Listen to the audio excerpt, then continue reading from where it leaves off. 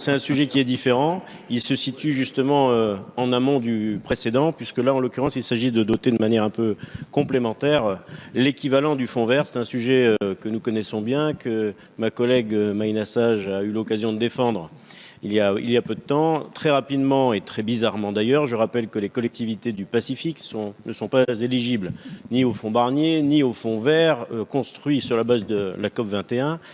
Et cette bizarrerie a été pallié au travers de la création de ce fonds vert, et je mets des guillemets, au travers de la mission Outre-mer. Il est de toute façon une solution de prudence, probablement insuffisante, et la délégation sénatoriale aux Outre-mer, dans son rapport, suggère, comme beaucoup d'entre nous ici, la création d'un fonds structurel dédié, extra-budgétaire, qui permettrait d'éviter les aléas de sous-consommation en fonction des situations. Mais là, on est en matière de prévention des risques.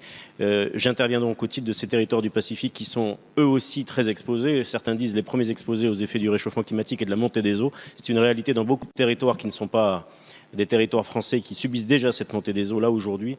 Symboliquement, je crois que, parce que malheureusement ces effets sont irréversibles pour beaucoup de ces territoires, il est important que le fonds vert de la mission Outre-mer soit doté de manière complémentaire.